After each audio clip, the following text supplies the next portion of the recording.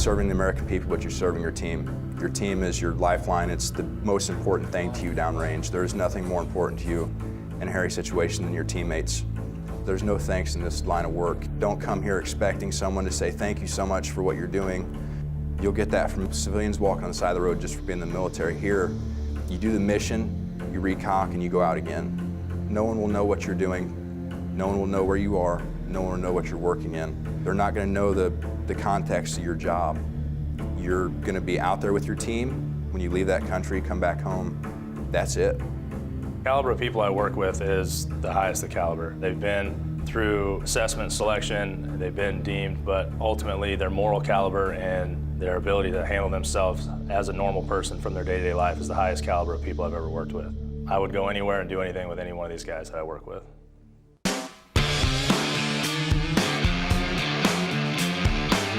So our training that we're participating in here is designed to enhance the overall operator. Driving is always a plus. Having that advanced driving capability to recognize the road ahead of you, identify dangers and avoid them is not only survivability stateside, it's also increasing your survivability OCONUS on deployment. Learning to take vehicles to their threshold, you're learning where that vehicle's breaking point is. Center of gravity is going to change to the point that's dangerous for you and your team. It's life-saving in the sense that if you're in a situation where you have to do evasive driving, aggressive driving, you know what that vehicle's capable of and how to use that vehicle to your advantage.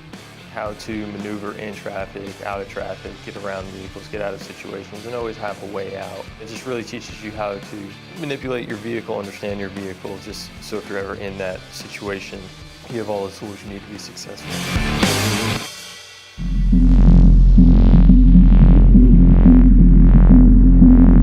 Shooting is always a plus. The ability to precisely put around where you need to greatly enhances the survivability of the team and reduces collateral damage and increases mission success.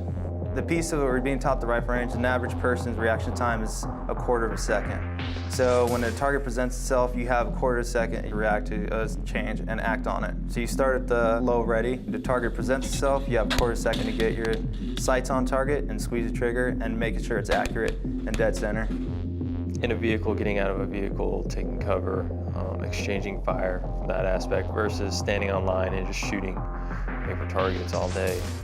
I'm working on basic marksmanship skills. Most of the guys here have done that. We're at that level, and we're looking for the next level of training, and that's absolutely what they're capturing for us here. We're shooting in civilian attire, where all we have is a concealed weapon and we have to react, or we might be in a full kit. As our training, we're prepared to do anything that's required of us and anything that might be entrusted us to accomplish. Our adversaries overseas are learning our ways, so we're having to shift and adjust our training and do things differently. So every day is learning. You can never walk around and think that you have it all, know it all. The men to my left and right, they have a sense of drive, they have a sense of pride. There's just something about them that you'll never find anywhere else. If somebody's thinking about MARSOC, what I would say to them is go for it. It never hurts to try. The only thing that's ever going to hurt is your pride, but just pick yourself up, dust yourself off, and do it again.